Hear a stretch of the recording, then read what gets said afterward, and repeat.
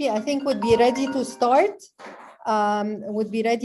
The session. All our panelists are ready for the external shocks and macroeconomic performance. The floor is yours. I'd just like to bring your attention to the fact that the session will be recorded, and it's actually being aired live on the ERF YouTube official channel. And as Hoda had kindly communicated, it's expected that each speaker would have about 15 minutes. And you then sort of follow through with your kind comments and then open the floor through Q&A.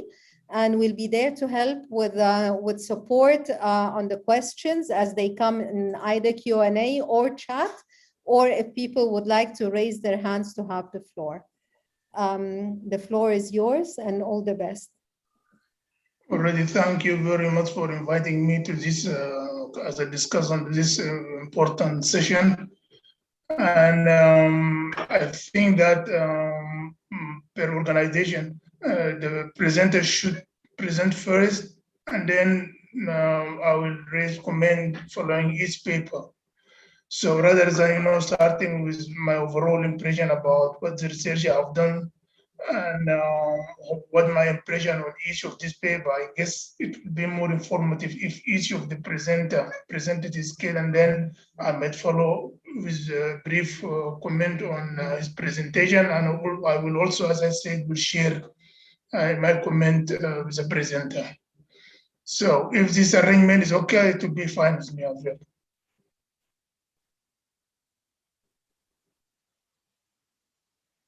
Yes, okay. So in this case, I think we'll start with a paper by Jala Yusuf and Bahir, and then proceed with us in organizing the agenda. Okay, thank you so much, Dr. Kabeshi. I'll share my screen. Just a second to put it on full screen mode. So first of all, good evening, everyone. Thank you all for connecting. So on behalf of Dr. Shahir and myself, we really wanted to thank the ERF team for the conference organization. And of course, we wanted to thank Dr. Kabeshi in advance for the comments that we're sure will help us improve the paper. So today we're presenting our co-author paper with Dr. Shahir Zaki, which is entitled On the Determinants and Outcomes of IMF Loans, a Political Economy Approach. So to motivate our work, we can say that one of the main objectives of the IMF is to provide support to the member countries in order to address actual or even potential balance of payments problems. So this in fact suggests that the IMF lending should be mainly based on technical and economic considerations. However, this might not be the case because we have some controversial anecdotal evidence in some studies which find that politics can play a role in the IMF lending decisions. If we look at this story of IMF lending from a very theoretical perspective, we have several models which explain why politics have to be included when analyzing the IMF lending. On the empirical front, we actually, we don't have a consensus yet in the literature with regards to both actually the determinants and the outcomes of the IMF lending. And in fact, this represents a very important motivation to our paper. So against this backdrop, our main objective in this paper is to do two main things. We want to empirically analyze the economic and the political determinants of the IMF lending in low and middle income countries. And we want to understand also how the domestic politics affect the outcomes of the IMF loans. And we have two main value added. So we actually merge the domestic political factors with the international political economy factors in order to understand the IMF lending determinants. And then we use the predicted values of the determinants of IMF lending as an instrument in order to understand the consequences of this lending on economic outcomes. So this is going to be the outline of my presentation. I'm sorry, I'll have to skip the literature in order to save time. So going straight to the stylized facts, here we wanted to give you a quick overview on the evolution of the different types of loans offered by the IMF. Why is this important and relevant to the paper? For two main reasons. Because as you will see, the evolution of the IMF lending is very closely related to the global political economy context. And the second reason is that with Dr. Shahir, we were thinking that this understanding of the different types of loans is really going to guide our empirical model, because as you will see, we differentiate between the different types of loans. And it's actually going to lead our understanding for the empirical findings. So here we have the IMF lending by type of arrangements over the period the early 1990s till most recent, and why in particular this period? Because of data availability. And some conclusions can be drawn from these two graphs. So first of all, as you may all know, the main non-concessional loans offered by the IMF are the extended fund facility and the standby arrangements. So the famous SVA and EFF. However, these loans, they do not cover the low-income countries. So that's why the fund later is going to develop some laws that are particularly tailored for low-income countries, which are, for example, the ESAF and the SAF, the Enhanced Structural Adjustment Facility and the Structural Adjustment Facility. And you can see them on the left graph in light gray. But as you can see, they are going to disappear at a certain point in time in the graph, particularly in the year 2000. And why is that? Because they have been heavily criticized, mainly because of the absence of social considerations. So that's why the fund is going to replace them with the PRGF, the Poverty Reduction Growth Facility. You can also see on the graph that the demand for the IMF lending has been actually decreasing over the period 2002 to 2008. And this is because global economic conditions were improving. So countries were kind of repaying their commitments to the fund.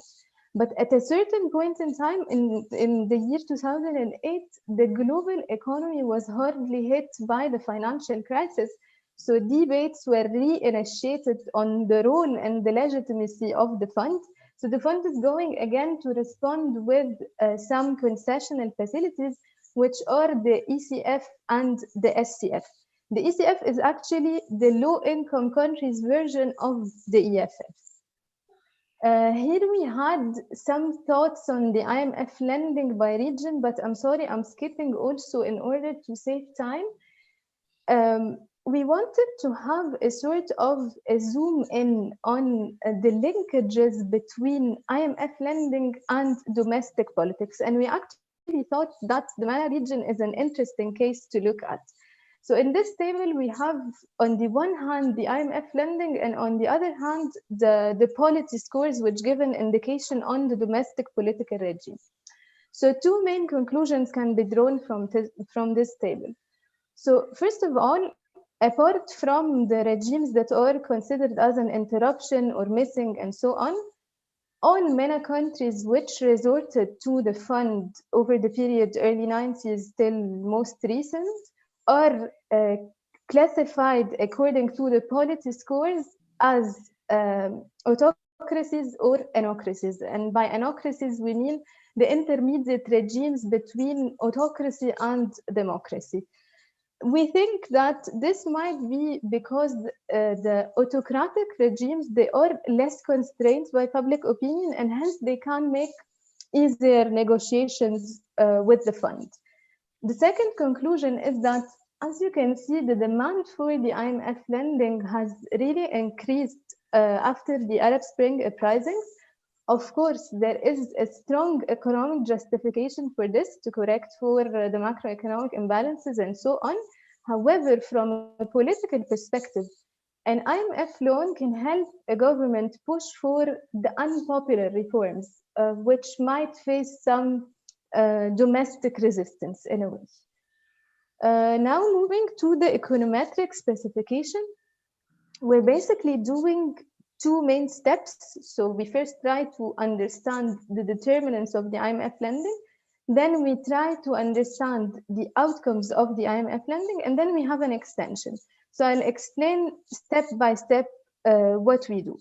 So using a large panel of low and middle income countries over the period 1993 till 2019, as I said, because of data availability, the equation that could be estimated in order to understand the determinants of the IMF lending is equation 1.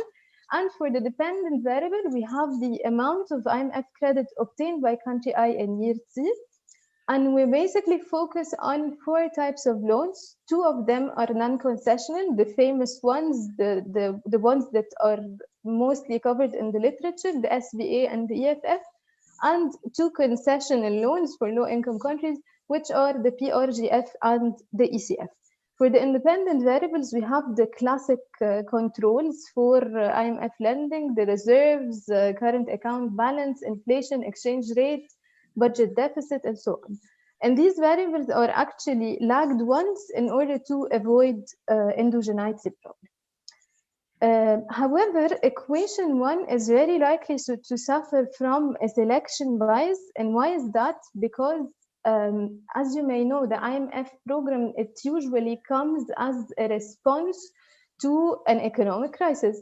So that's why not all low and middle income countries will obtain an IMF loan. So we're not talking about a treatment that is randomly assigned. So that's why we have a selection bias. So in order to overcome this selection bias, we opt for a 2-step Heckman selection procedure. Just a quick refresher on what the Heckman selection procedure does. So in the first step, we try to estimate the probability of obtaining an IMF loan using a probit model. And in the second step, it focuses on the value of the loan, and it corrects for the self-selection by incorporating the probability of the loan. So the exclusion variables that are going to explain the probability of obtaining an IMF loan are the political and the economic proximity to the IMF major shareholders, which are also permanent members of the UN Security Council. And how we do this? So for the political proximity, it's the country's vote in the UN General Assembly along with each major shareholder, and we multiply it by the quota share of the major shareholder in the total IMF quota, and then we add these multiplicative terms.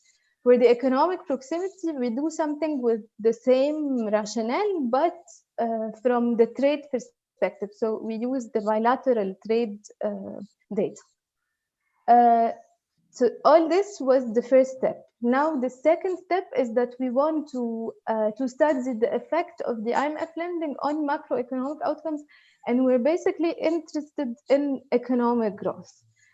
So for the dependent variable, we have the growth rate of the real GDP, and we use the HP filter in order to decompose it into cyclical and trend components, because this will give us an idea on the output gap and the potential gap.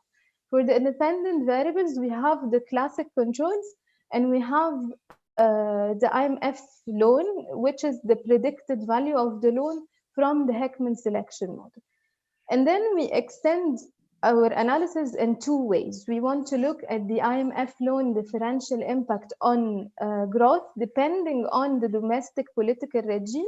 And we want to look at the association between the different loans and the macroeconomic outcomes. And we basically group the macroeconomic outcomes into 2 main groups: the stabilization variables and the structural variables, like the investment and the schooling.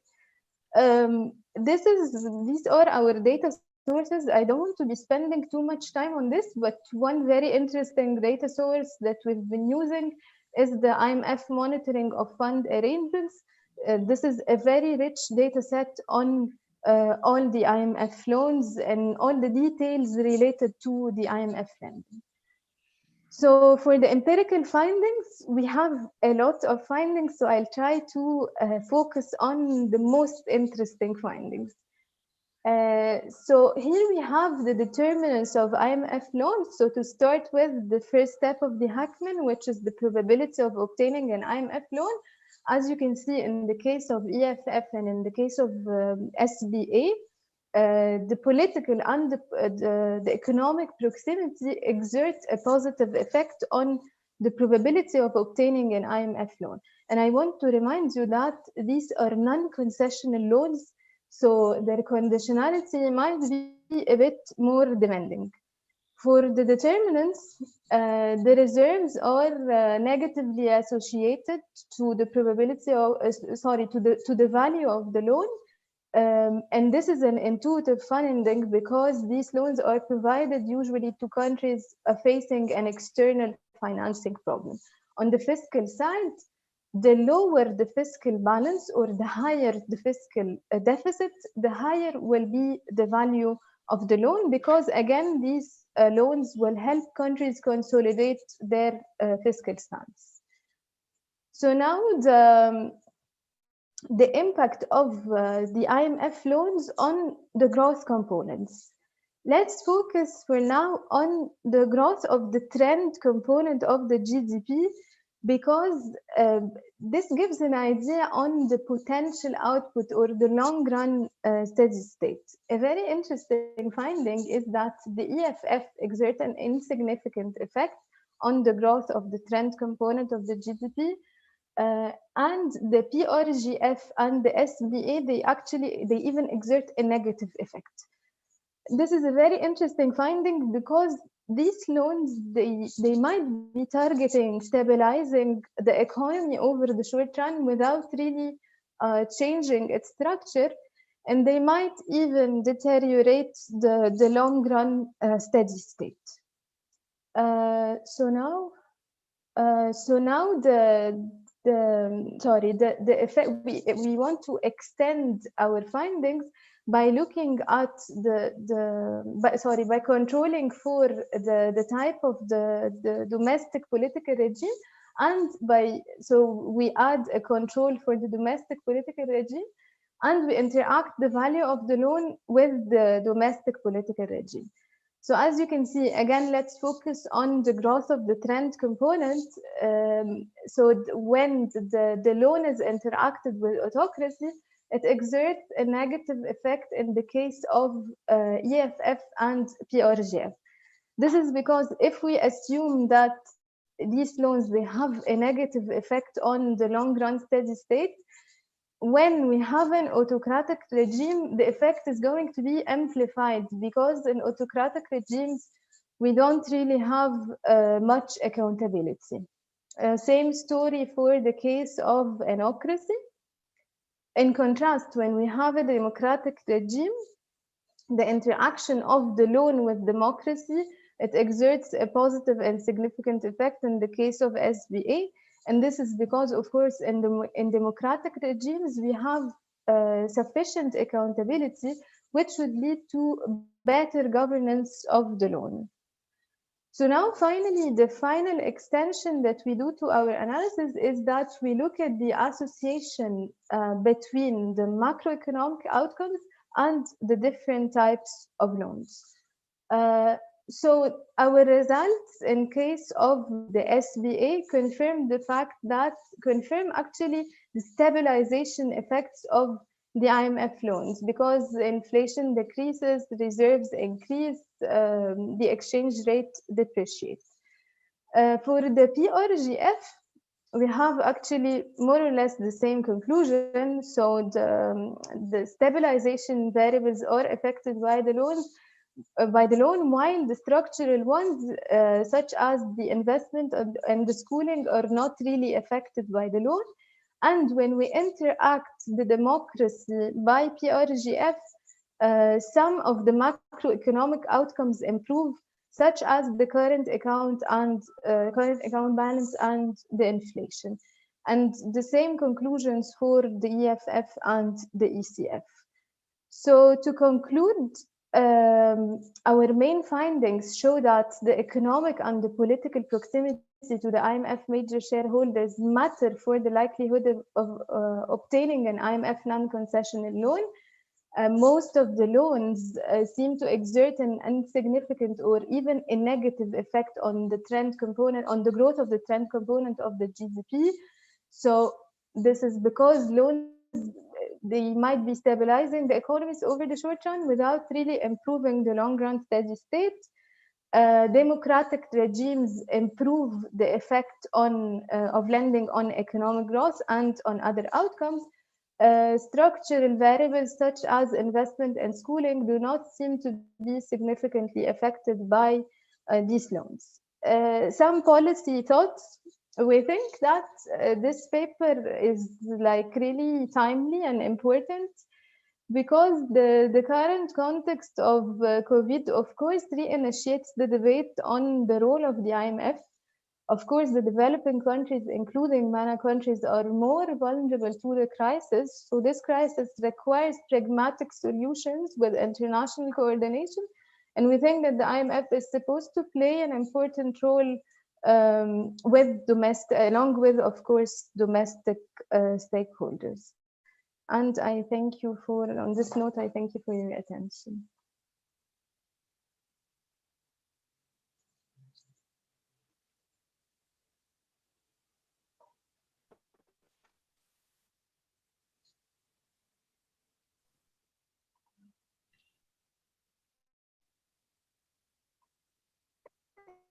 Right, thank Jala and Jair for writing this paper and also for the presentation. Thank you, Dr. Kabeshi.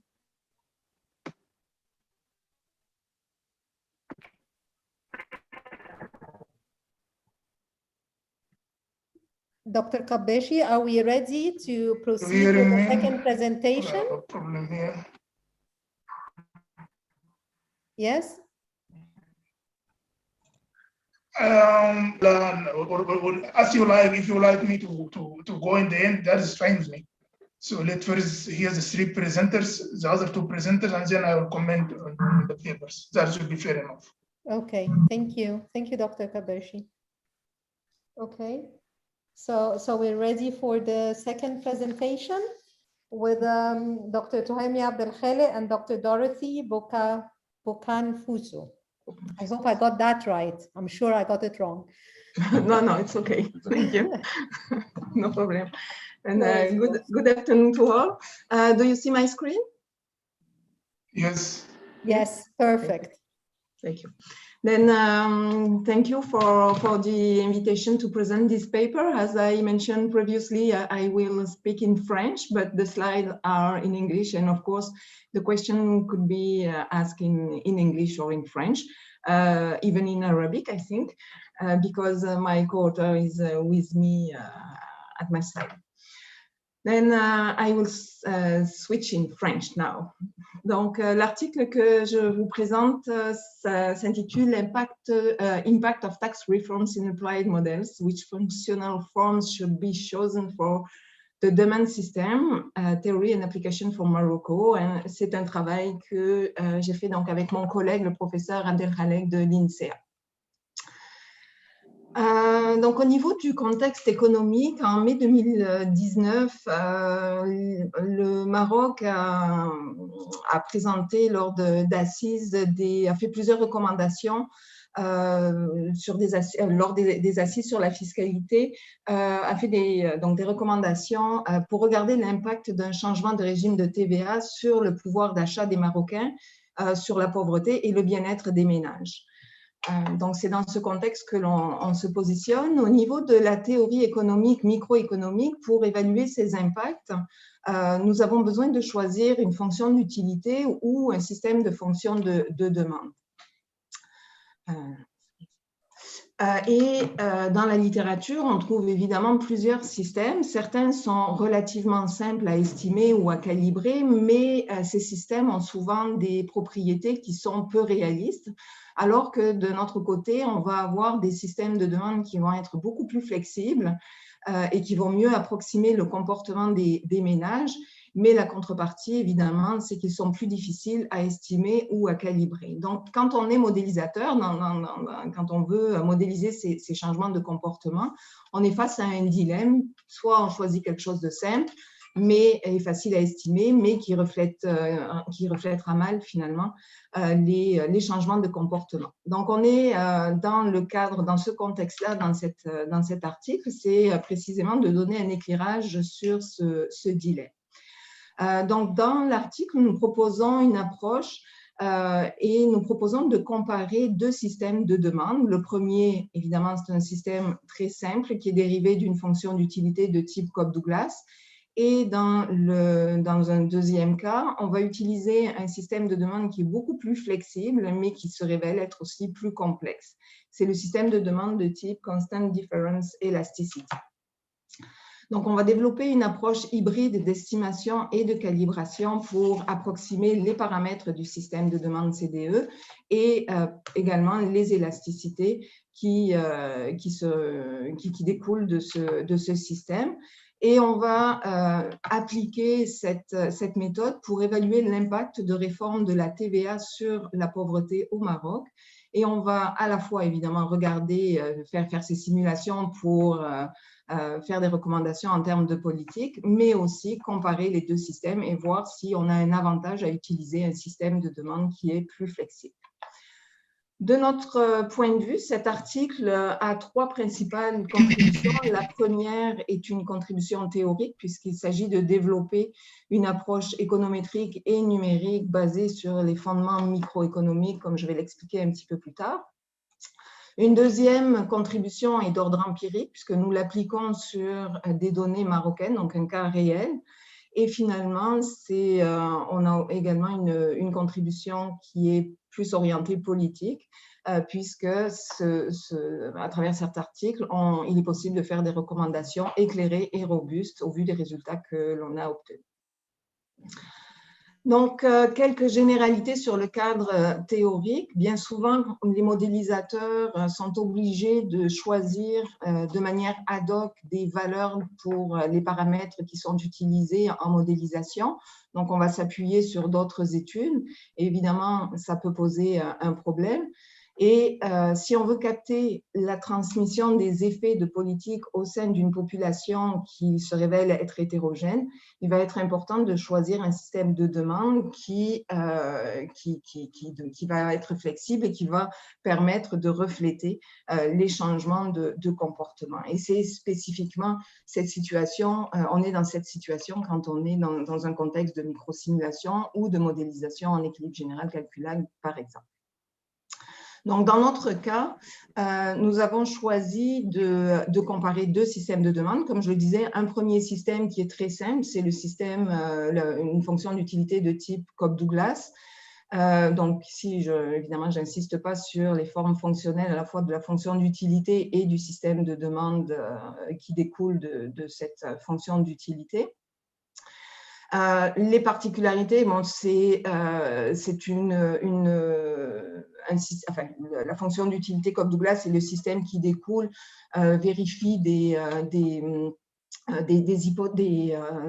propriétés microéconomiques qui sont assez standards en termes d'utilité, en termes de part budgétaire, d'élasticité revenu, d'élasticité prix compensé, non compensé. Et évidemment, on a aussi des caractéristiques de cette fonction qui sont très simples, comme des élasticités constantes dans le cas de la fonction d'utilité Cobb-Douglas. Donc, je passe assez vite, puisque c'est des choses qui sont bien connues. Donc, quand on va un peu plus loin dans les systèmes de demande, certains chercheurs ont développé des systèmes qui sont plus flexibles, comme par exemple ceux qui sont issus de la famille du système de demande de type Almost Ideal Demand System. Et les variantes, nous avons choisi une des variantes en introduisant celle qui introduit notamment un terme quadratique. Donc, c'est la spécification de type Quates que l'on va utiliser dans cet article dans le cadre du développement de la méthodologie. D'autres formes ont été introduites, notamment celle de Hanoch en 1975, qui se révèle être une forme plus flexible, notamment pour capter certains effets, comme les effets revenus ou dépenses. Et c'est la forme, le système de demande que vous avez à l'écran, donc qui est un petit peu plus complexe, mais qui reflète encore une fois des changements de comportement, qui permet de refléter des changements de comportement chez les ménages. Alors, ce système de demande, la particularité, c'est qu'il a plusieurs paramètres à calibrer ou à estimer Donc, on a 3 paramètres, alpha, E et bêta, qui sont des paramètres spécifiques à cette fonction. Et l'objectif principal de cet article, justement, c'est de développer une approche qui va nous permettre de calibrer ces paramètres, étant donné que c'est un système de demande qui est fortement linéaire, non linéaire, et donc qui se révèle être complexe à estimer et calibrer. Au niveau des propriétés, on a aussi des propriétés standards, celles que j'ai présentées précédemment, donc les propriétés microéconomiques, Engel, Cournot et les autres que l'on connaît. Et on a aussi des spécificités au niveau des fonctions, des élasticités, élasticité prix, élasticité revenu, compensé, non compensé. Donc, vous avez ici les spécifications de ces élasticités dans le cas de la CDE. On a une dernière condition qui est vraiment propre à celle relative au système de demande de CDE. C'est une condition relative à la différence constante entre les élasticités. Donc, c'est cette condition et c'est de là que tire son nom, que ce système de demande tire son nom. Alors, dans notre approche, nous estimons les paramètres d'un système de demande de type Quates pour calibrer les paramètres d'un système de demande CDE. Alors, je vais rentrer un petit peu dans les détails, mais pas trop parce qu'on n'a pas beaucoup de temps. Donc, ce que l'on va faire, c'est qu'on va estimer les élasticités à partir d'un système Quates pour calibrer les élasticités du paramètre de système de type CDE sous les conditions de respect de l'ensemble des propriétés microéconomiques des 2 systèmes. Donc, c'est vraiment le principe général de ce qui est fait au niveau développement méthodologique dans cet article. Et pour faire ça, on va utiliser une méthode d'entropie qui va minimiser numériquement un système non linéaire qui a été développé par Bolan et al. En 1994. Donc, c'est un principe de minimisation d'une somme pondérée des écarts entre les valeurs inconnues du système CDE et les valeurs que l'on aura obtenues à partir de l'estimation du système Quates. Donc, voilà le système que l'on cherche à résoudre, donc minimisation d'un critère d'entropie. Et ici, vous retrouvez toutes les propriétés microéconomiques du système que doivent respecter à la fois le système Quates et le système CDE. Donc, pour l'estimation, on est passé par une estimation économétrique via Stata. Pour la calibration du système CDE avec la méthode d'entropie, on a utilisé le logiciel GAMS. Et ce que l'on obtient pour chaque ménage de l'enquête et pour chaque bien considéré, on va calibrer les 3 paramètres du système CDE et les élasticités qui découlent de ces paramètres. Le dernier paramètre, le paramètre bêta, est directement calculé une fois qu'on a calibré les paramètres et les parts budgétaires à partir du programme d'entropie. Ce qui est important ici, et ce sur quoi j'insiste, c'est qu'on va estimer ces élasticités, ces paramètres et élasticités pour chaque ménage dans l'enquête et pour chaque produit. Donc, c'est vraiment la difficulté. Autrement dit, ce système est résolu pour chaque ménage et chaque produit. Au niveau des données pour l'application, nous avons utilisé des données marocaines issues de la vague 2019 de l'enquête panel ménage, donc 15 904 ménages qui ont permis de faire l'estimation, comme je l'ai dit tout à l'heure. Et pour les biens, on est parti de la nomenclature utilisée par la Direction de comptabilité nationale du HCP. Donc, on a agrégé plus de 1000 biens, on les a agrégés en 4 types de produits que l'on a répartis en fonction du taux de taxation qui est actuellement appliqué, puisque c'est une variation du taux de TVA que l'on voulait simuler dans notre travail. Nous avons également introduit des vecteurs de prix pour ces 4 produits en distinguant le milieu urbain et le milieu rural. Donc, on est parti de l'IPC produit par le Haut Commissariat au Plan. Et pour introduire, avoir un minimum, on s'est assuré qu'on avait un minimum d'hétérogénéité, notamment pour ne pas avoir un problème d'endogénéité dans l'estimation du modèle Quates, du système Quates. Pour la procédure, je reviendrai sur les scénarios, on a utilisé donc une méthode qui se décompose en 6 étapes. Alors, je vais vraiment très, très rapidement passer ces 6 étapes. Dans la première, comme je disais tout à l'heure, on estime un système de demande Quates par décile et par milieu de résidence. Dans la deuxième étape, on ramène ces résultats dans GAMS pour calibrer les paramètres d'un système de demande CDE et on s'assure de la consistance microéconomique. Dans la troisième étape, on va réévaluer les parts budgétaires qui vont nous permettre d'assurer cette cohérence microéconomique. Donc, toutes les propriétés microéconomiques sont vérifiées à cette étape-ci avec les parts budgétaires et c'est ces parts budgétaires que l'on va utiliser dans le reste de notre travail. Dans la quatrième étape, on va calibrer les élasticités des paramètres du système de demande CDE, donc le système que j'ai présenté tout à l'heure. On va utiliser différents critères d'entropie. On va y aller de façon séquentielle dans un premier temps. Donc, on va commencer par les élasticités dépenses. On va appliquer un autre critère d'entropie pour déterminer les élasticités prix croisés, etc. En utilisant les élasticités dépenses de la première étape. Et à chacune des étapes, on s'assure que les contraintes microéconomiques sont respectées.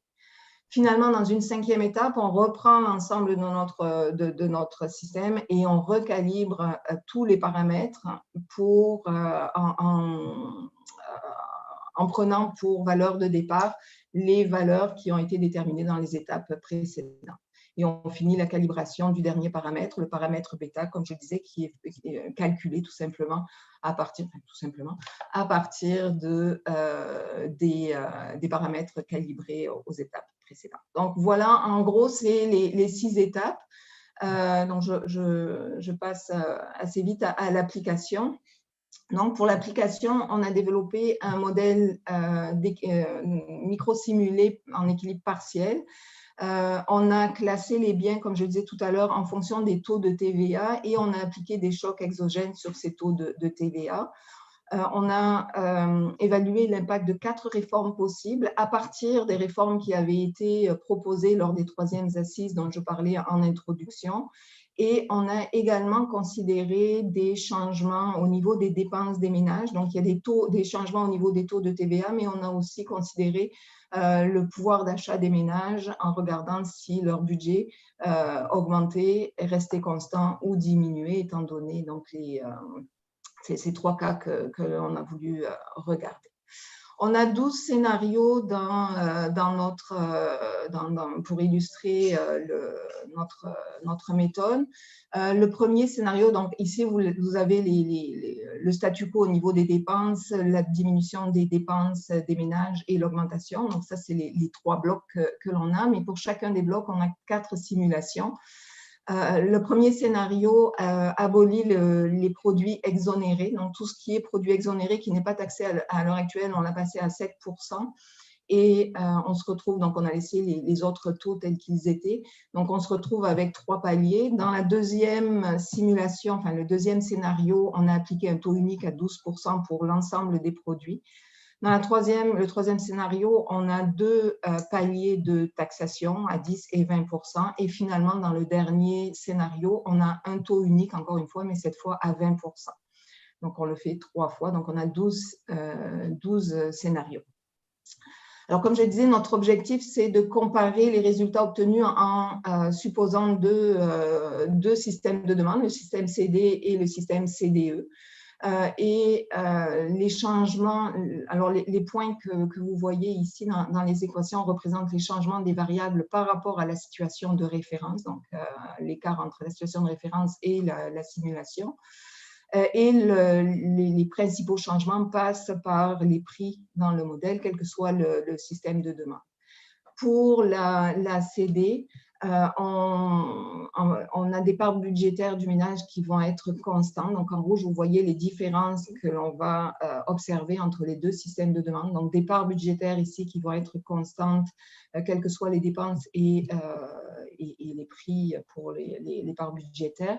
Dans le cas de la CDE, on va avoir cette spécification et on voit ici que le cas CDE est un cas particulier du cas CD lorsque l'élasticité dépense est égale à 1 et que l'élasticité prix est égale à 0 ou moins 1, dépendamment que l'on parle de l'élasticité croisée ou non. Donc ici, on voit les écarts entre les deux systèmes.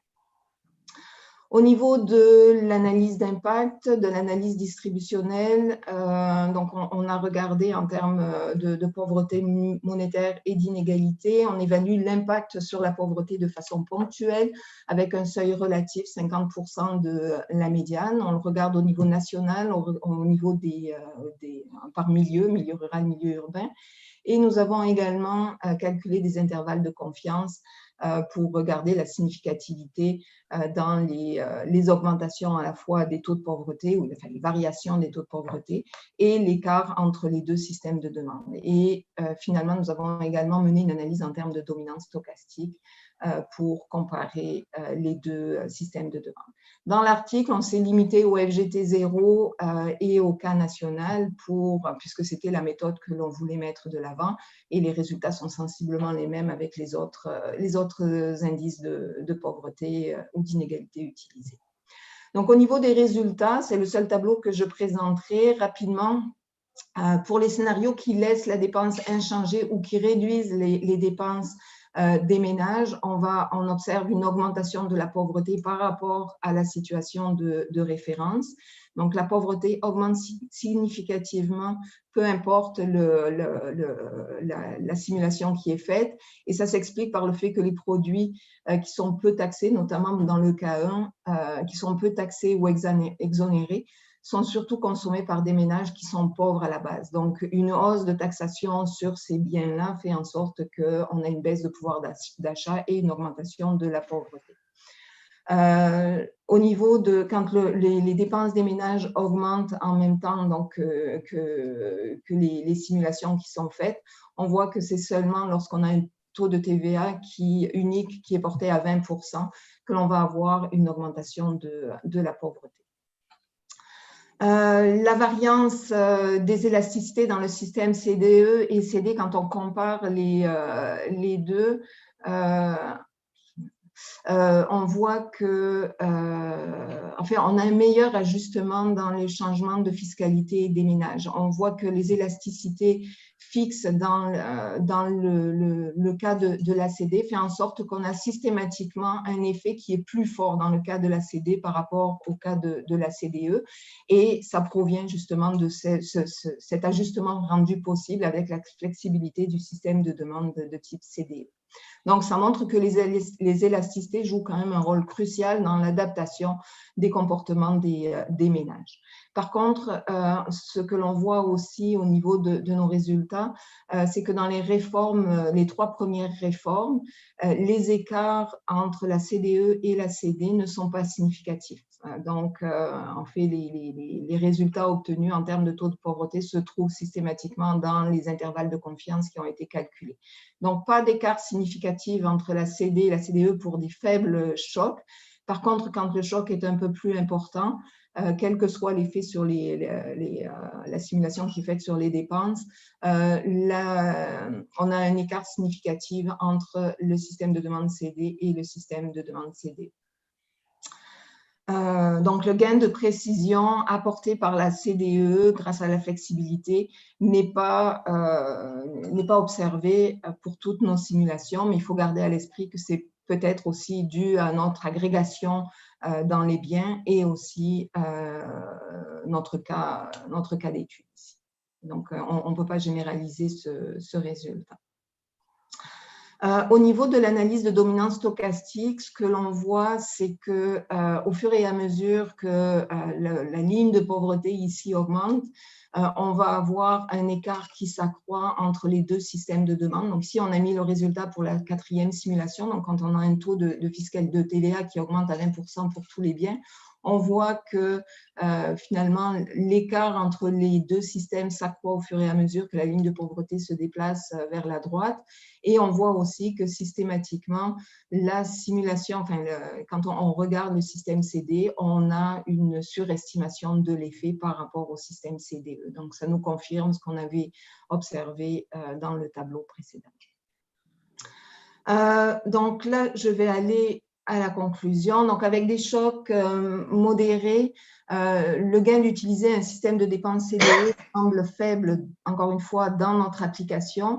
Quand le choc est plus élevé, par contre, le système CDE semble mieux performer et prendre en considération des changements de comportement des ménages.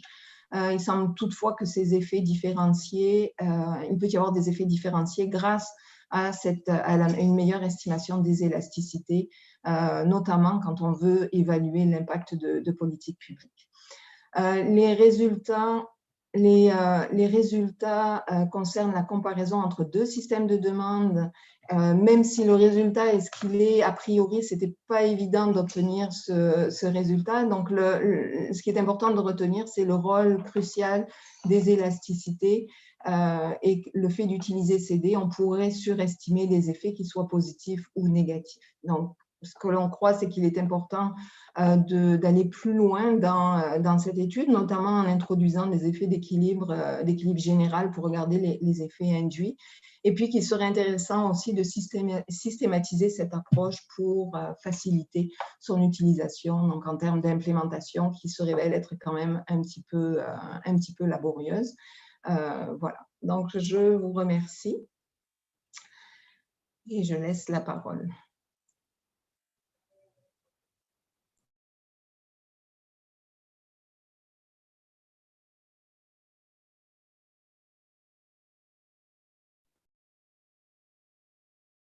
I think we may thank you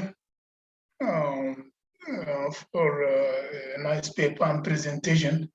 And I think we proceed to the final presenter, and then we end with the comments and see, we also open a window for discussion.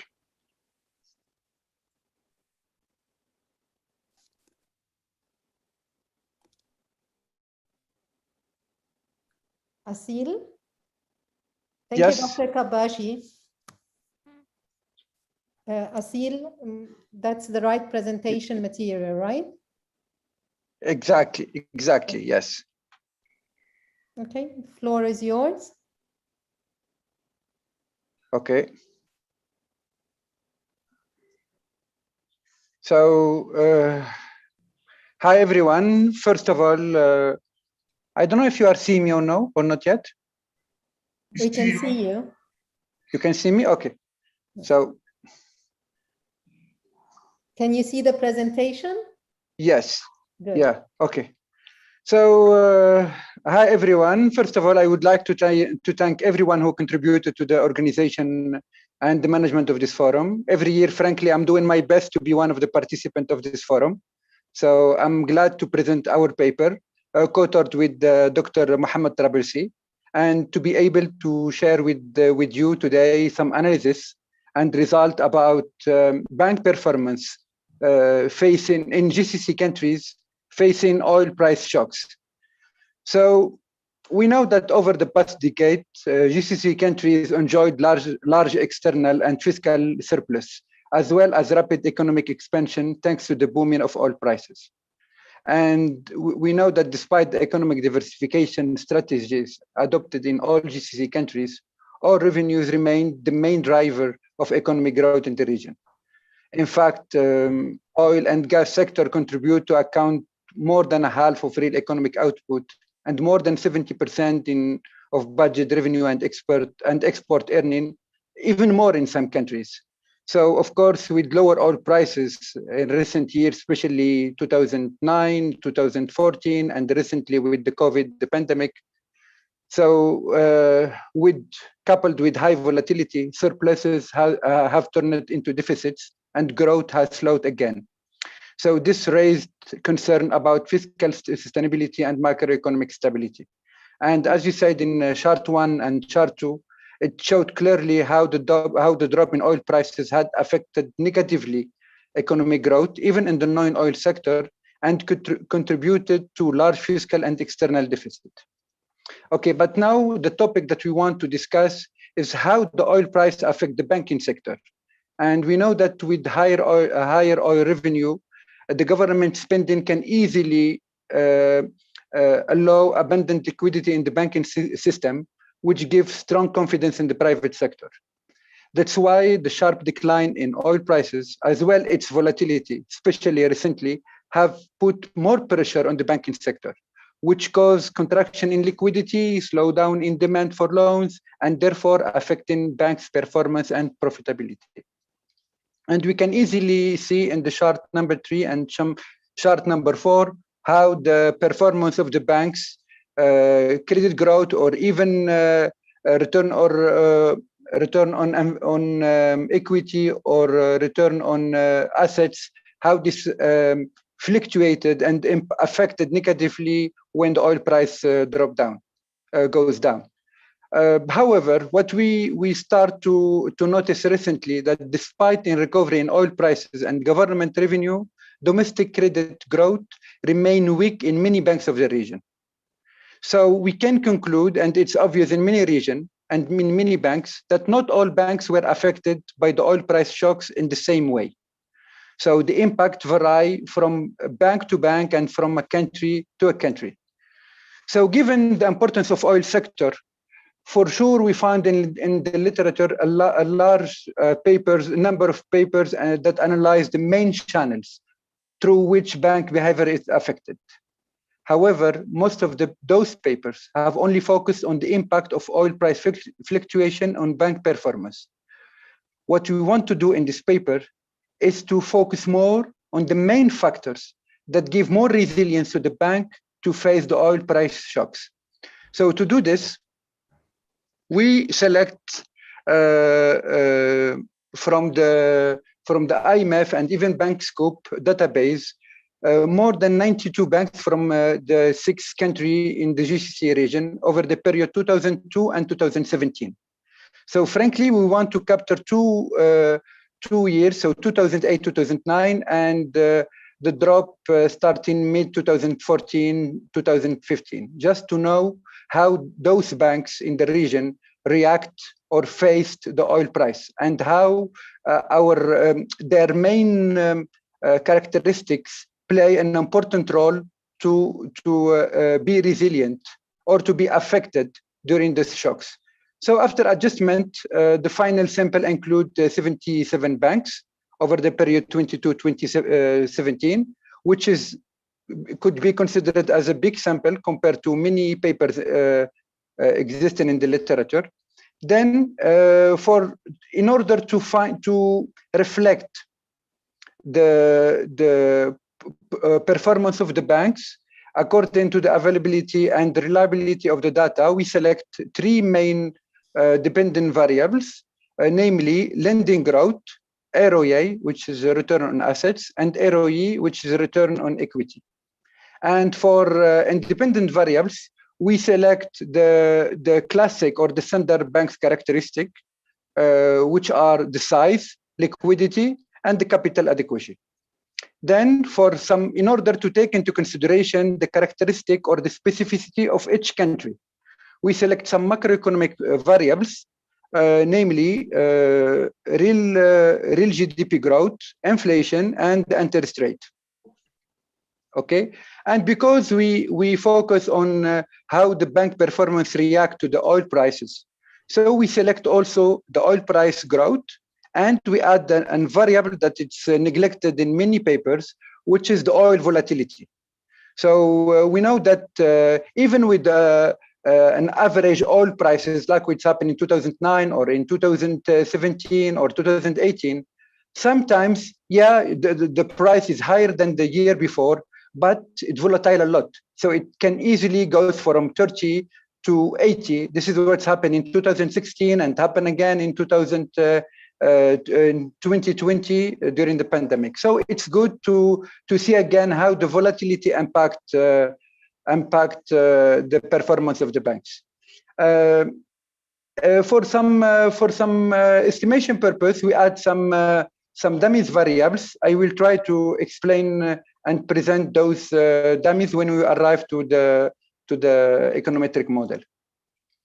Okay, frankly, I will skip quickly the technical model, and I will go directly to result. But feel free to ask any question if you have some issues about the model that we adopt. So I can quickly adopt GMM first difference model. We think that it's the more useful to discuss this kind of issues. Okay, so we right slide? Yeah, before. Sorry, before. That's the one before this one? Yes. Okay. Yes. So to do this, we follow 3 steps. Okay. First of all, we want to test the classic characteristic, how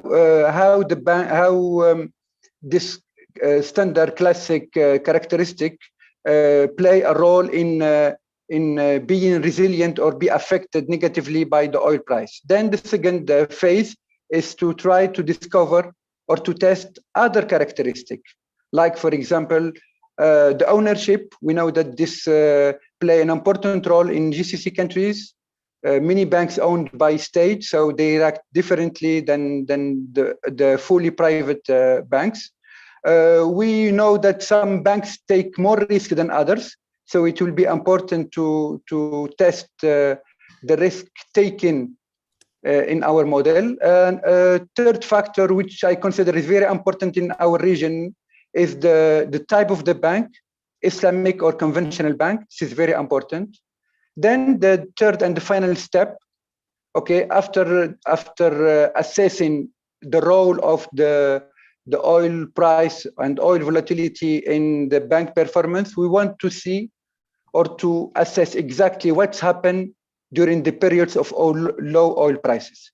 Okay, this is exactly what we want to test. And to do this, we use the econometric model using EViews, and those the result that we found. So I will explain one by one. So in this first it's table 2, the first result, GMM estimates. As you can see, so for each independent variable, we have 3, lending, ROA, and ROE. We want to, for each one, we will run 3 models. The model 1, only we use interest rate, real GDP, inflation, oil price. Then the second one, we will add oil volatility. And the third model, or the third equation, we will try to test the role of the standard characteristic, which is size, liquidity, and capital. We will do the same for the other 2 independent variables. That's why you have 9 models in this first slide. Okay, so we can easily see that the first row, all the coefficients are negative and statistically significant. Okay, this frankly confirms what we know about or our intuition. So this shows that interest rate variation influences the cost of lending and may impact the demand for credit. So any hike of interest rate will affect negatively the bank performance. Okay, so this is the first conclusion that we can have. The second one, okay, we see that real GDP, of course, we have a positive correlation between real GDP and the performance of the bank. So that's why we have a positive coefficient, a sign of the coefficient. For the inflation, it's also confirmed our economic intuition. So it's negative, so which means that higher inflation leads to higher nominal interest rate. And of course, that could reduce the demand for loans and likely decrease bank lending and profitability. Okay, the third variable, which is very important, is the oil price. We want to be sure that the oil price affects negatively the performance. So we see that we have a negative and significant sign of the coefficient.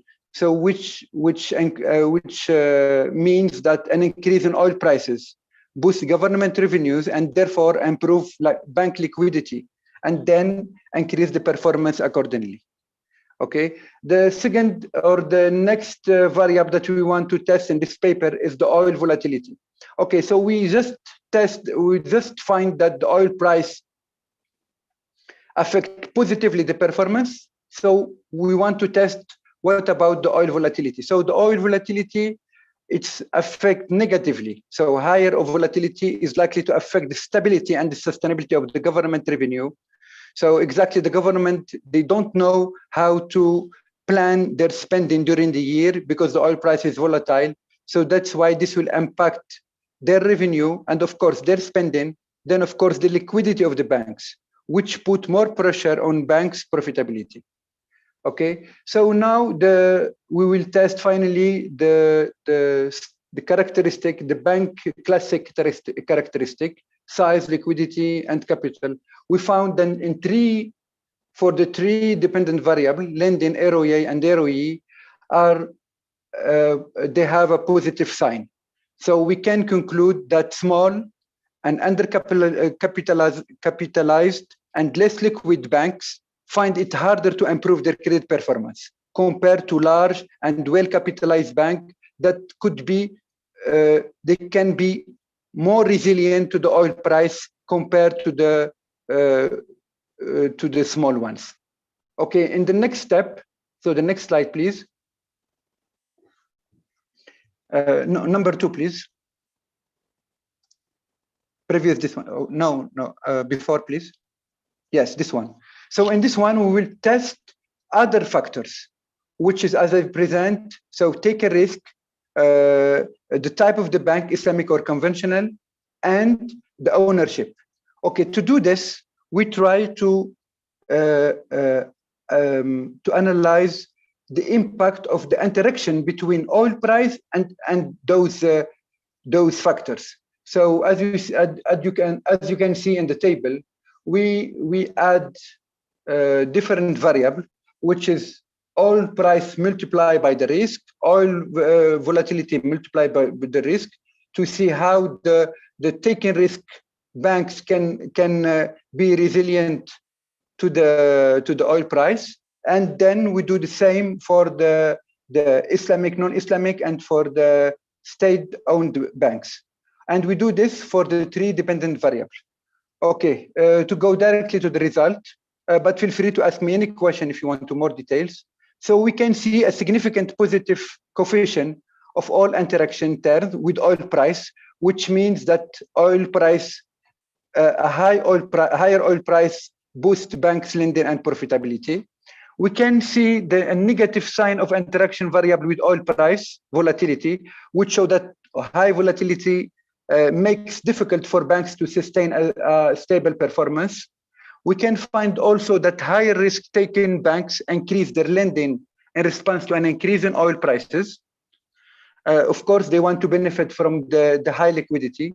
And we can see that higher oil price improves significantly lending growth in Islamic banks, but not their profitability, because Islamic banks try to take less risk.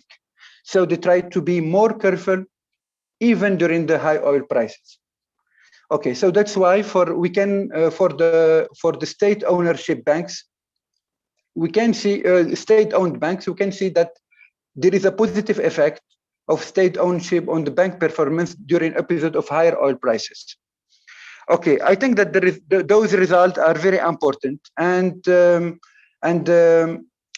central bank can take this into consideration in their stress testing, and especially during this when they try to adopt some measures during the oil price drop. So because all banks don't react in the same way against or facing oil prices. So I think this we can add some advantage or some different measures to how to react to this oil price shocks. And thank you very much. Thank you very much, Dr. Kabashi.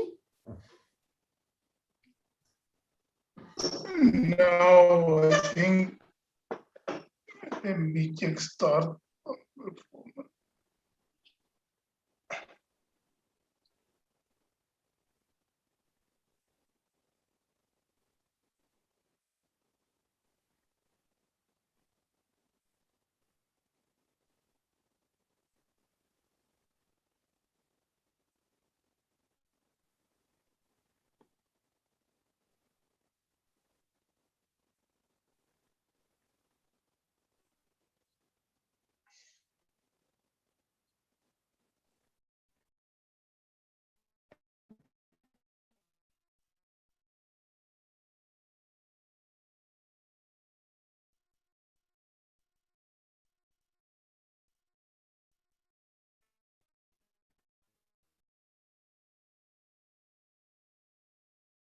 So let me start with the first paper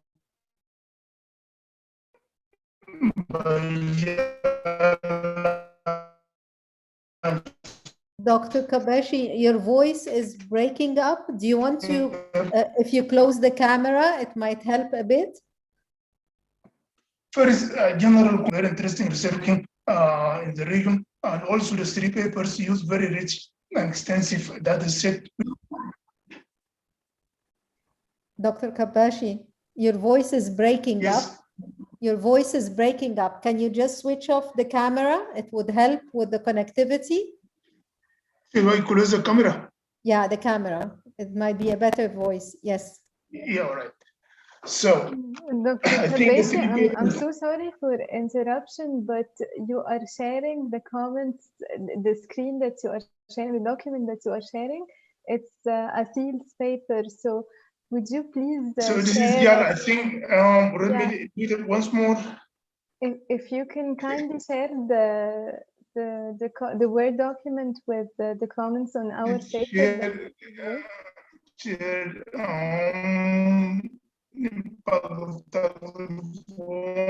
Seen on the determinant. So this is your paper. Is it right now? Do you see? Yes, it's correct now. Yes, thank you so much. Thank you. I think this paper assesses two issues. First, the determinant of the IMF lending, and second, the consequences of this lending on economic outcome in the borrowing countries. And this linking these two issues is very important. In some literature, they have been treated separately. So RISI databases has been constructed drawing from the IMF monitoring of fund agreements data, including country-level political and institutional variables, and also other key international political economy factors. So the panel also includes a large group of countries, 157. So in order to overcome selectivity bias, the econometric specification built on Heckman two-step procedure to highlight the effect of the control variables on the probability of getting an IMF loan in the first place. And then another equation is estimated to assess the impact of the loan on key macroeconomic, key economic indicator, mainly real growth and potential GDP. So, and different type of IMF loans are also considered, as shown in the presentation paper, and mainly focusing on three types. So overall results show that economic and political proximity to IMF major stakeholders raises the likelihood of obtaining non-concessional loan, which is expected by the OSA. And furthermore, most of the loans seem to exert either an insignificant or a negative effect on the potential GDP, despite their positive short-term effect on both potential growth and regular growth. So other control also showed that while natural resources, rents, and investment have a positive effect on all growth component, arable land effect is insignificant, and also schooling is insignificant. And also regime type matter. More democratic countries perform better in terms of growth, inflation, and current account. The paper also highlighted the policy relevance of the finding in relation to ongoing COVID crisis, as well as to the challenge of transitioning to a more open order in the region following the Arab Spring, and calling from the result for improved loan governance, as well as enhancing public accountability. So the public sector voice. My comment on the question. Heckman's selection technique is an improvement over other literatures on the topic, as the authors showed. However, as in Heckman, the probability equation has to be estimated by including the joint vectors X and Z variables, while the outcome equation should focus on X alone, including the construction of mean ratio and the other relevant covariate. So estimate without correcting for the conventional equation of X variable, which assesses the probability of getting the loan. They could have made the X and Y, the X and Z columns and get the probabilities. And if they wish to compare the result to other studies that look at the probability of getting loan from the IMF, so they should construct the X variables which focus on regular variables that affect probability, including the correction term. So this makes it 3 steps. So step 1, do the logic, the probability on control plus X and Z, and then estimate X variable. And the third equation contain both variable in level and ratios. Other, I think, are different. So to get a more robustness check for that equation, I think generalized moment estimator technique could also be used for robustness checking because of the fact that the variable contains both the level as well as ratio variables. Also, Blender suggests the use of fixed effect quasi maximum likelihood estimator, which is an improvement over the GMM. Alternatively, panel co-integration could be used. All of this could be used, to provide robustness checks for the already existing results. Or the equation could be simply estimated with very difference of the level of the variable included. So you will end up having different variables, ratios, and this will read the paper from the problem of multicollinearity and correlation, mainly correlation is the errors. However, they may lose information if you determine the level variables. The other thing is that the estimated permanent component to measure potential GDP is well established in the literature. However, it needs to be checked for smoothness to ensure that it doesn't change too much from year to year in line with the usually slow technical change and the capital and labor inertias. A unit truth test could be used to ensure that the detrended trend is not trending anymore or not trending highly, to ensure that it is a good proxy for measuring a potential output. Also, the paper readability could be improved by correcting for typo. I already corrected a version which I will share with the author. So these are my main comments regarding the first paper. I may move to a paper by Abdel Khalik and his colleague on the effect of the impact of tax reform on household model.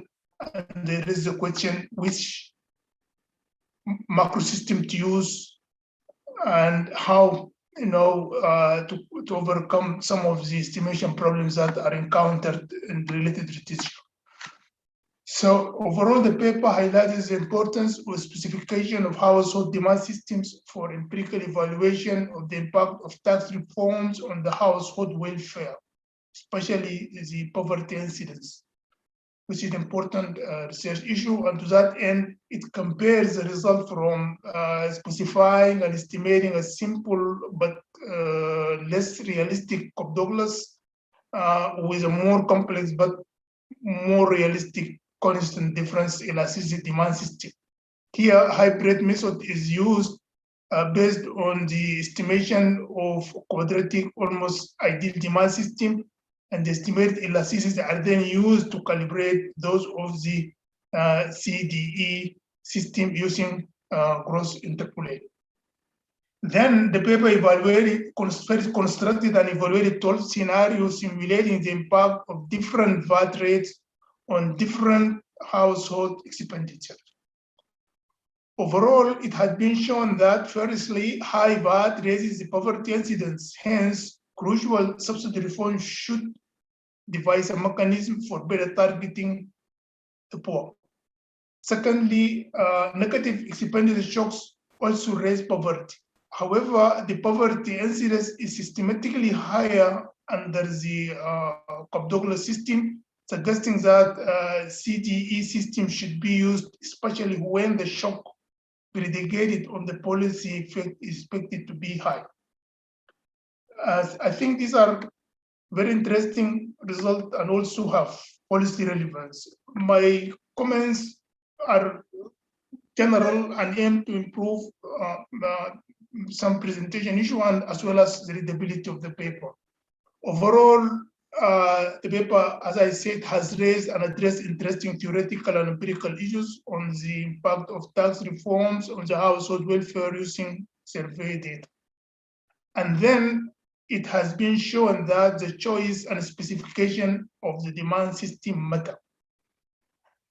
My suggestion is that as in bank, which is cited in the reference in the paper, I think the quadratic almost ideal demand system equation 3 may be preceded by specifying a typical household, I would say a typical representative household in terms of standard utility function.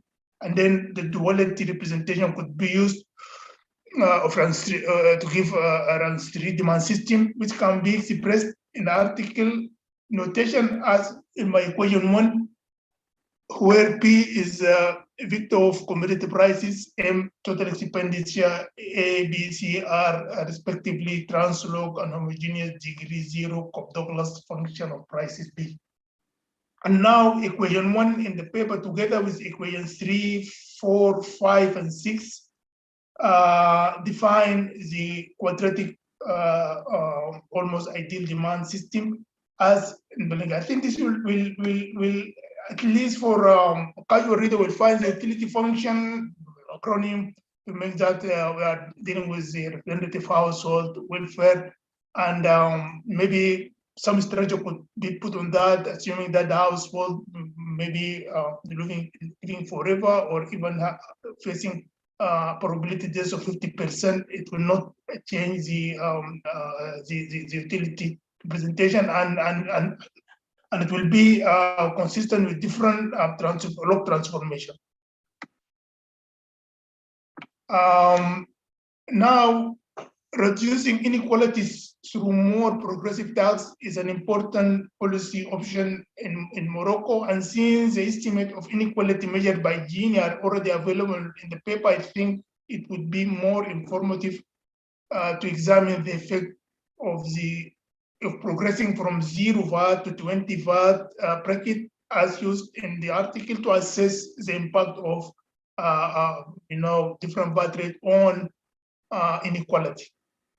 This will just add a table to the paper, but that table will contain very crucial information which is already available with the authors. Also, the author may reflect on how the 4 product grouping obtained on the basis of VAT brackets corresponding to the major regular consumer good groups, that is food and drinks, housing, clothing, and etc. Because in regular consumer good grouping, we understand that within group substitution is very high with very limited between group substitution. And hence high VAT, for example, on food group may entail welfare loss due to pushing the poor to a slow quality of food, for example. And I think the author know better than me that this is time consuming, but if this regular grouping is considered, it may also improve the information content of the paper. And already the author noticed that the system should be automated and made regular for checking policy effect on the welfare impact, and also agree with that. And I hope all central group statistics in the region adopt similar approach and then make such exercise regular. I think this will require great collaboration between the central bureaus as well as between researchers. So I really enjoyed reading these two papers, and I feel both of them have, a very relevant policy content. Now I may move to a sealed paper on banking, on the determined impact, tax reform, bank performance. Yes. Could you see my paper? I don't think the change took place yet, Doctor. We're still seeing the very first one. Okay, let me do the sharing. Yeah, stop sharing and select again the right one. All right.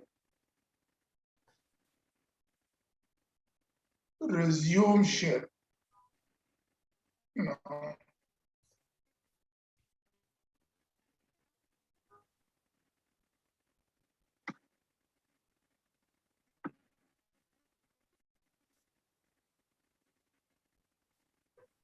Sorry for this. We can see Jala Yusuf and Shahir Zaki again, ya Doctor. Could you see this?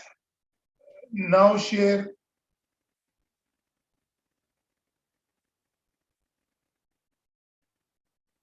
Yes. Could you see it now?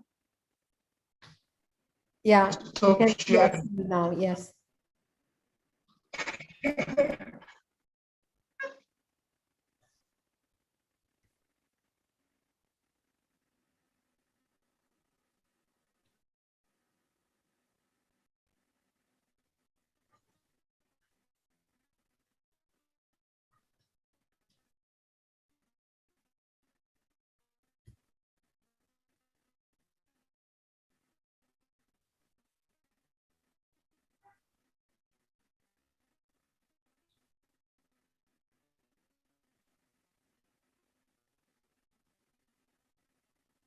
Dr. Kabeshi?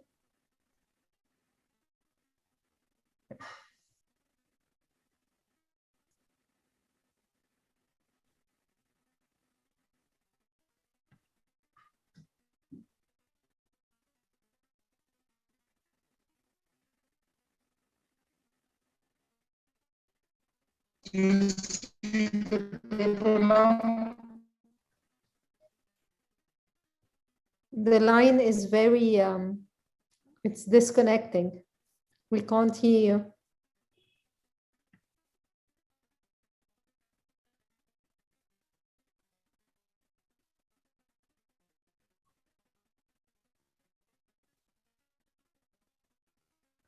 Dr. Kabeshi?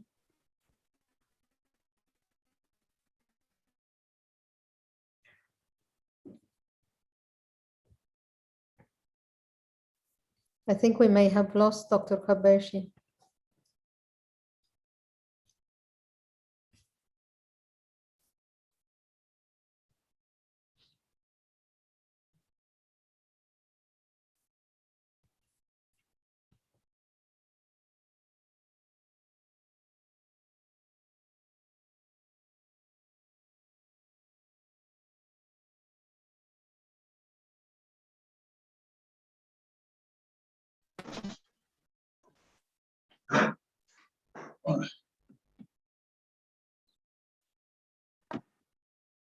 Dr. Kabeshi? Hello, I'm hearing you.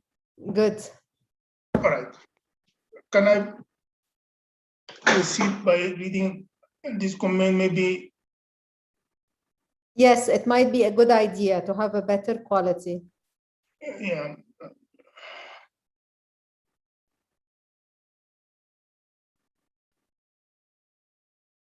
Now, do you see that? Do you hear me? I can proceed like this.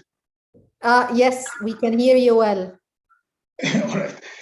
So I think acid paper is well motivated while the oil prices development matter for real growth of the GCC countries as shown, which is well documented in the literature. This paper zoom in to examine an important policy issue of how oil prices development affect the bank performance in these countries.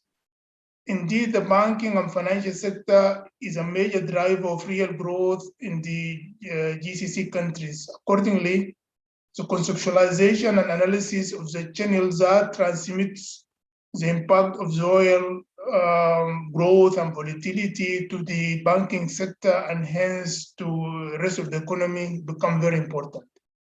At the conceptual level, the linkage between the banking sector and the financial performance of the GCC countries, including the channels that transmit the impact of the price development, are well articulated. In particular, it is shown that most governments in these countries rely heavily on the banking system to finance their spending through drawing down deposits and increasing borrowing. Thus, an increase in the oil revenue tend to boost bank performance, as most of the big banks benefit in general from rising tide of public spending and government bank deposit, and the opposite happens when the oil price plummeted. I think the paper has a well-articulated conceptual framework in these terms, and it is also shown in the presentation show this important link. The empirical model. The paper proposed a new GMM estimation technique, which allows for inclusion of regressor in level and in difference, and hence enriches the information set underlying the analysis. However, it is shown that the synthetic variance of the GMM estimate that are based on levels, in addition to first difference of the model variable, depend on the variance of the included effect. This is due to blender, and I think they proposed a quasi-maximum likelihood estimate, which could be attempted by the author as a second measure or a second estimate for checking the robustness of the result. Now I will move to brief comment on the empirical results. The paper established key empirical results. Overall, oil price decline and volatility negatively affected the banking sector in the GCC countries. Also, state ownership tend to boost the sector. However, the undercapitalized and illiquid and small banks are more vulnerable to the oil volatility. My comment first, the paper point is that Islamic banks in GCC countries have become systematically important and outpass conventional banks in terms of assets, lending, and deposit growth. So as noted, Islamic banks are specific in contrast to conventional banks. However, this point needs elaboration. As appears in the paper, interest rate variation is negatively correlated with the performance of both Islamic banks and conventional ones. In theory, Islamic banks should be more insulated from interest rate variation. It is also shown in the paper that the strategic market behavior of the two banks type differ. While Islamic banks focus on tailoring their product to cater for growing demand and hence increase lending, but less profitable, conventional banks focus on maximizing returns and taking high credit risks than Islamic bank and hence more profitable. The question is, has the stand on interest rate played a role in this? As we know, the Islamic principle is about the band of interest rate. Or is it because the Islamic banks are more community-based, i.e. due to negotiation of the bank contracts with the clients? Second, the paper noticed that in section 5, and this is also corrected in the presentation, but I will just emphasize the point so that they also can take care of it. The conclusion, section 5 will contain the conclusion and some policy recommendation. But while the conclusion is provided, the policy recommendations are not, and as I see in the presentation, some interesting policy recommendations have been highlighted, and seeing the paper address key policy issues, I suggest that each conclusion be linked to some policy. For example, conclusion number 1, it is found that oil price decline and volatility negatively impact bank performance. Hence, recommend the policy to safeguard against the effect of price decline and volatility, which is maybe beyond the hand of central banking. Also recommend policies to strengthen the uncapitalized small and illiquid bank, which central bank can do, and so on. And by this, I will conclude my comment, and I hope you hear me. Yes, thank you. All right, good.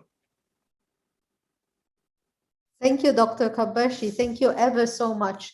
How would you like to moderate the rest of that? Would you like to get responses from the authors to what you've kindly raised, or how would you like to proceed? I think the author may wish to respond, so we can interact on these points. And the idea is just to enrich the readability and the presentation of these papers. And I think, as I said, these papers address important policy issues and also based on very extensive data sets and contain information and worth, cleaning to see themselves in the publication list. Excellent, thank you. It's indeed a very detailed feedback, much appreciated.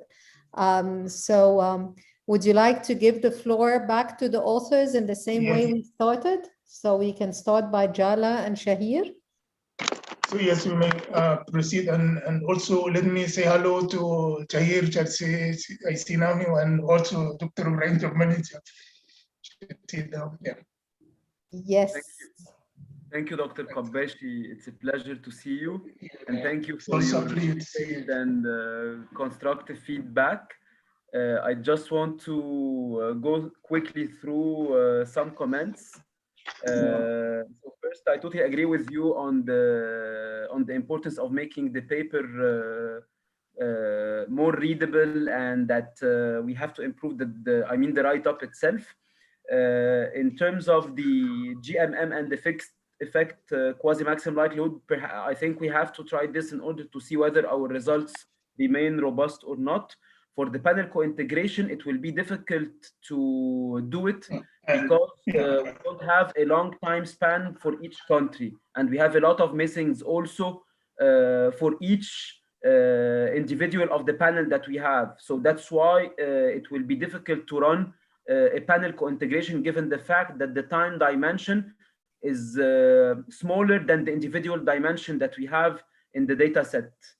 For the smoothness of the permanent component of the GDPs, I agree with you that we have to check for that, and we'll check whether it's stationary or not. And we're also discussing with Jala that perhaps what we can do is to run the GDP decomposition with a different filter in order to see to what extent if we generate the cyclical and the trend component of the GDP using a different filter, whether our results will remain also robust or not, given the fact that that's central in the analysis. I think that's mainly what I have. I don't know, perhaps if Jala wants to add something. And again, thank you so much. Thanks. No, thank you, Dr. Shahir, and thanks a lot to Dr. Kabashi. That was very, very useful and will help us improve the paper, and nothing else to add from my side. Thanks a lot. Yeah, and I think regarding the point raised by Shahir about the panel difficulty, I think it should be noted in the paper. Somebody now missing, checking his lecture notes, will know that there is misses and quantitative panel require such data discipline, which is not there. I think this point which you mentioned could also be mentioned included in the procedure of why you have done what you have done. Yeah. That would be great. And also trying a different filter perhaps the robustness. Dr. Kabashi, your voice is breaking up. Do you want to close the camera? Because we couldn't hear those last few statements. We may Want to switch off the camera? Dr. Kabashi, do you want to switch off the camera because we couldn't hear you? The voice was breaking up.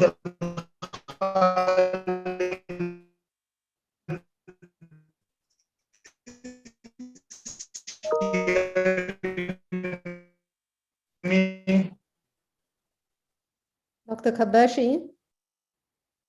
Dr. Kabashi? I think we've lost Dr. Kabashi. Dr. Kabashi? Yeah. Yeah.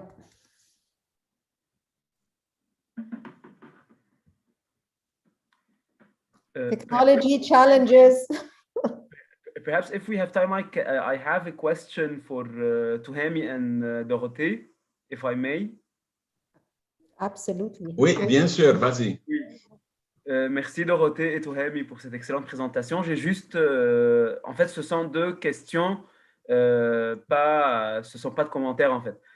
Donc, d'après ce que j'ai compris, vous avez vous avez estimé donc les données à partir des enquêtes et après vous avez introduit cela dans GAMS. Donc, c'est plus ou moins similaire à une approche de bottom-up comme les micro-simulations. Ok, je t'explique. Ok, okay, Shireen, can I answer, Shireen? Yes, I think we can get the response until we get Dr. Kabashi back. And okay, thank you. Thank you. Thank you very much. I am happy to meet you all of you, Dr. Ibrahim, Dr. Kabashi, Shahir, and all colleagues. We are happy to present this paper. Donc, pour répondre aux deux questions directes de Shahir, oui, nous avons estimé d'abord un modèle Quads en fait, sur 15 000 ménages. À partir de ce modèle qu'on a estimé, on déduit les élasticités prix, les élasticités revenus, et les élasticités précroisées du modèle Quids. Oui. Pour chaque ménage, puisque ça change d'un ménage à l'autre. Donc, c'est pas top-down, donc c'est le down qui est d'abord, c'est l'estimation qui est d'abord là. C'est l'estimation. Le up, là, c'est l'enquête. On commence par exploiter l'enquête. Tu me suis? Oui, je vois. Après ça, on a récupéré ça. Comme on ne peut pas estimer le modèle CDE directement, on a calibré les paramètres du CDE et on a calibré les élasticités CDE à travers une méthode cross-entropie.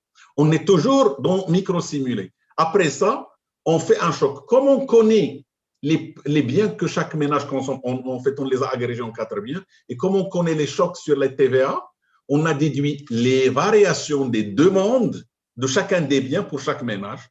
Lorsqu'on déduit les demandes, on peut déduire le niveau de bien-être et on continue par la pauvreté. Donc, toute la première partie, c'est estimation des Quids, calibration du CDE et implication en termes de pauvreté, d'inégalité selon chacun des scénarios. Oui, ok. Est-ce que tu vois bien? Oui, c'est clair. Et merci. Donc, oui. Sur la base de ça, donc, ma deuxième question, c'était est-ce que ce genre de modèle peut être simulé donc, dans une optique plus dynamique?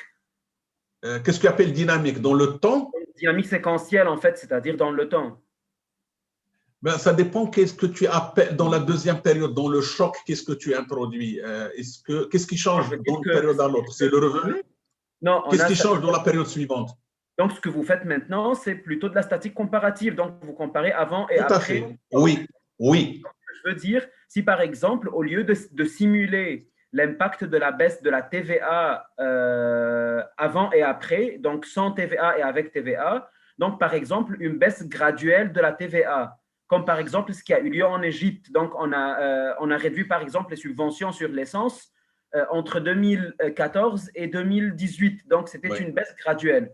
Donc, est-ce que dans ce genre de modèle, on peut avoir une baisse graduelle, donc une simulation graduelle, et par la suite, on va avoir un impact qui est, on va dire, plus réaliste peut-être? Normalement, si oui. Normalement, on peut le faire étape par étape. Normalement, Nous, dans notre cas, on a comparé une situation initiale et une situation finale. Voilà, oui. Mais ce que toi, tu proposes, c'est passer, par exemple, une baisse graduelle. Si on a une subvention, je ne sais pas moi, de 18%, on passe à 13%, on passe à 8%, puis à 0%.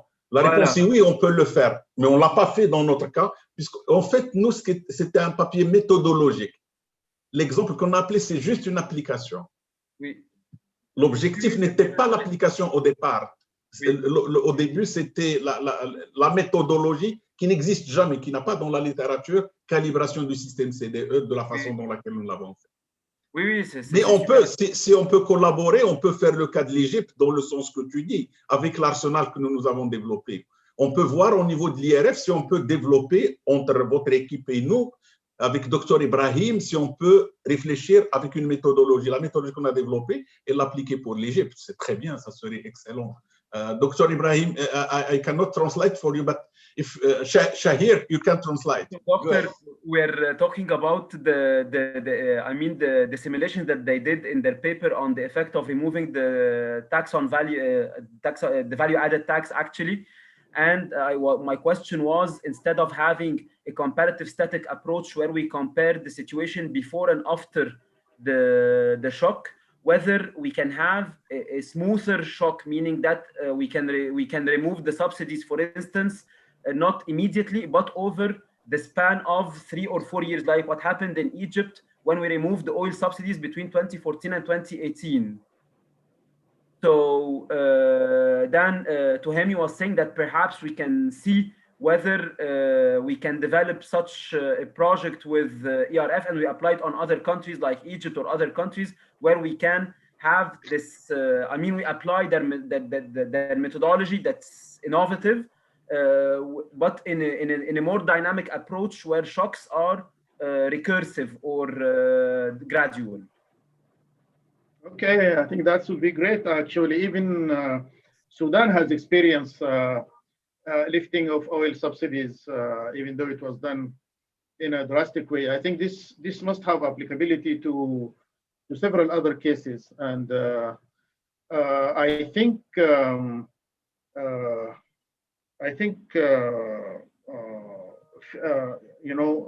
what's his name, Professor Makdisi from University of Ottawa.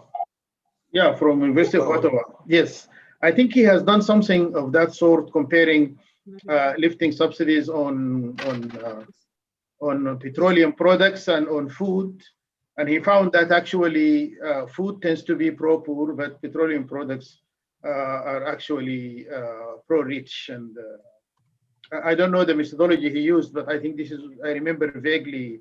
Yes. This is Paul Makdisi. Paul Makdisi. But Dr. Ibrahim, they are not using a CD's demand system. They are using a CD, a very simple demand system. What in our approach, we are proposing a more flexible demand system. This is the difference. For the paper, my co-author, she is here, Dorothy, and Paul Makdisi did that. She can share with you the paper you have here. Okay. It was with the Arab Planning Institute. It was with the API.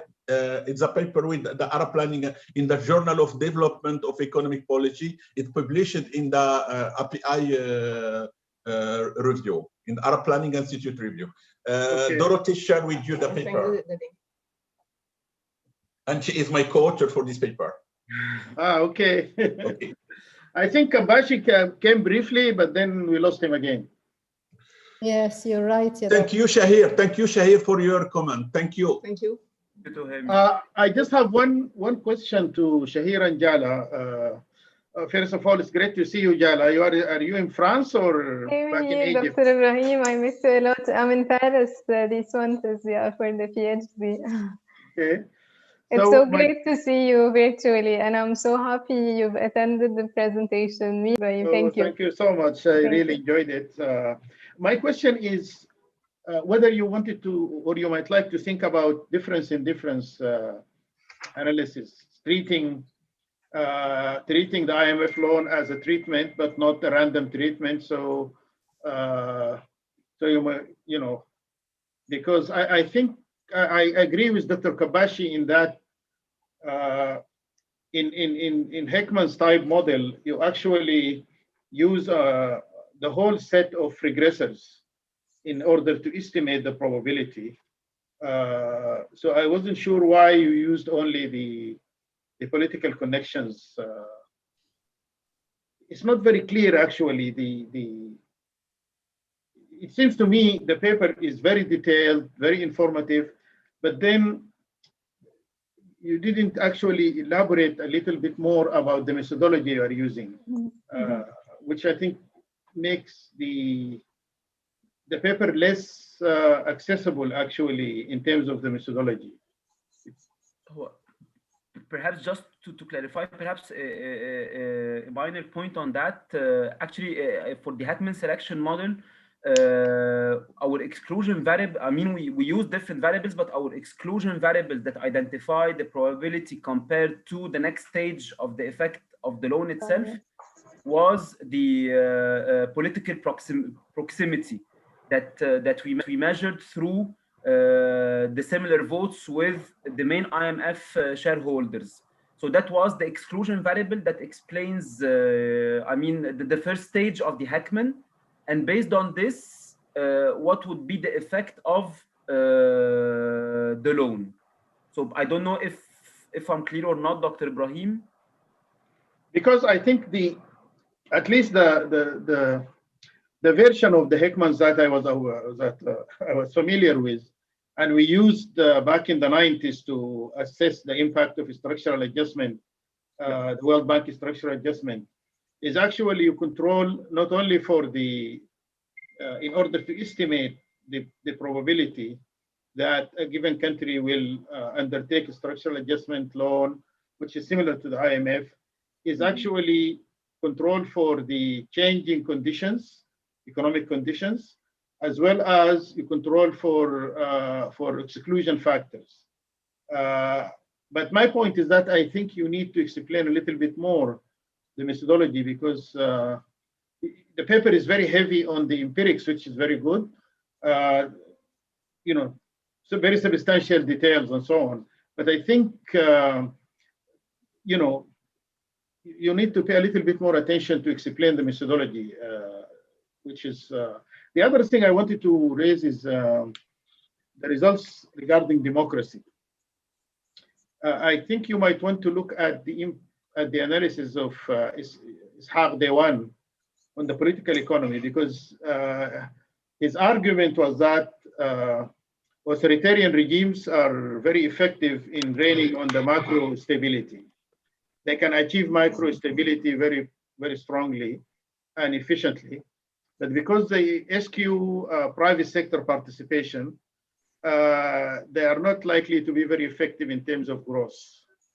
On the other hand, you know, partial democracies like the one in Tunisia, they have difficulty, you know, agreeing on macro stability.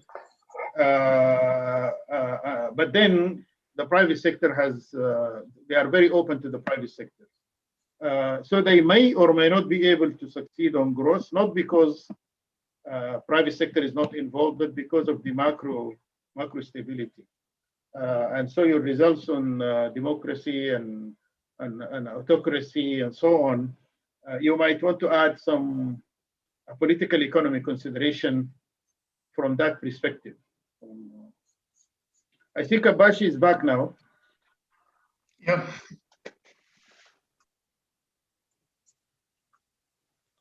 First, we are pleased to excuse our bad connectivity. And if I follow on this political, I guess you've been commenting on Jala paper, don't you? Yes. Yeah, all right. I think also the fragile state index is interesting data source. You may consider, Jala, you may consider look into that. It is not about democracy or autocracy or things like that, but it looks at different areas of weakness and fragility around all the countries of the world along that index. So here you move away from using now the governance side to look and zoom into more relevant indicators. For example, to collect information on economic resilience, on governance, and on type of political system. So, and construct an index out of, I think, 10 indicators. So for each indicator, also they construct a separate index. This data is available for the world, for the whole world, from here, I think, 206 up to 2020. You may look into it and you may see to what extent it is relevant. Yeah. Thank you, Dr.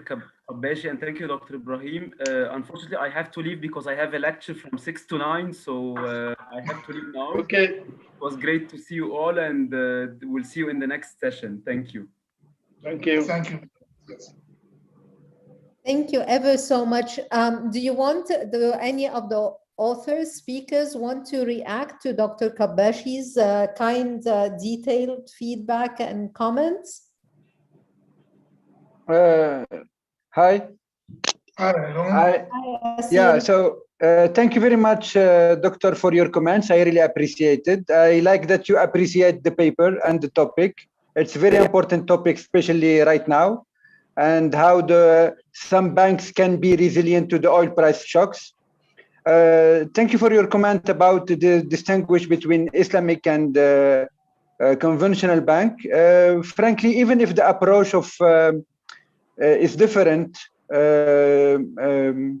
related to interest rate, but in the practice, of course, and in a competition, very high competition market, I think the interest rate could affect kind of the approach adopted by the Islamic. That's why it's significant in both banks, conventional and even Islamic.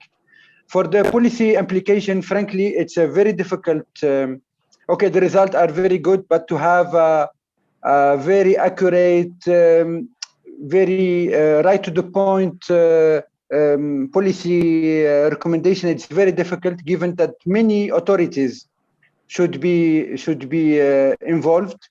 Central bank, not the only one institution that can put the right measures, and we know that the oil price is very difficult to predict, very difficult to control. So what we want with this paper is just to highlight some issues and to push more policymakers to focus on some factors that can make some measures very easy to adopt. And thank you very much again for your comments. I think the point about Islamic banks in your paper, and I think there's another paper in the ERF website, I will share it with you. Also come to the same conclusions that the Islamic bank do not fundamentally differ from conventional bank anymore. And the issue is, maybe this is not to be addressed in this paper, but a general issue is what distinguishes the Islamic banks from their counterpart. And if the theory itself on which they are found is not supporting, so what support them? And so this is another question, but it's very interesting to come with the conclusion that they are not different because the market is a market and a bank is a bank. Thanks. Exactly. Yes. Yeah.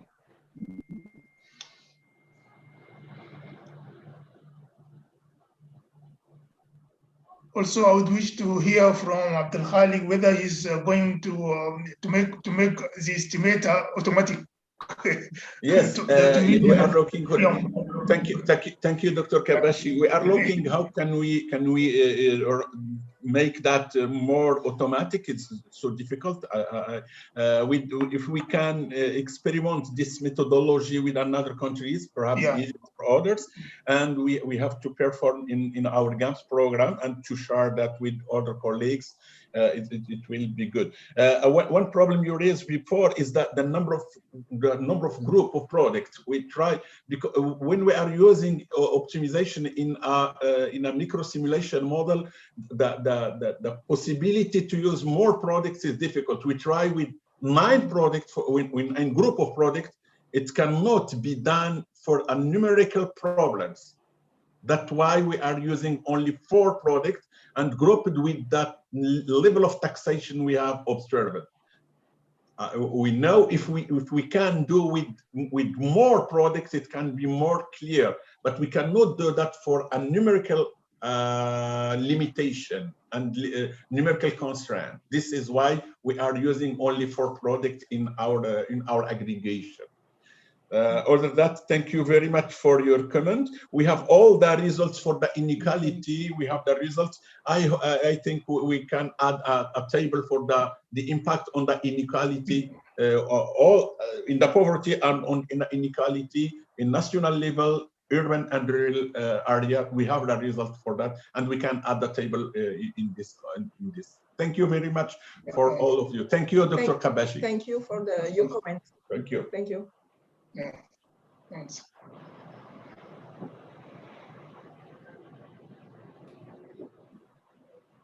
Dr. Kabashi, is there anything else you'd like to address, or we would be finishing off? I think, yeah, if other colleague would wish to raise a point, yeah, because otherwise you may consider closing the session. Okay, I would like to thank each and everyone. I'd like to thank Jala, Shahir, Dr. Tohami, Dr. Siyam, Dr. Asil, and Dr. Trabelsi for very interesting papers. And we'd like to thank you, Dr. Kabashi, for a very detailed feedback, much appreciated. And thank you all for a very, very rich session. And thank you, Dr. Ibrahim, for your intervention as well.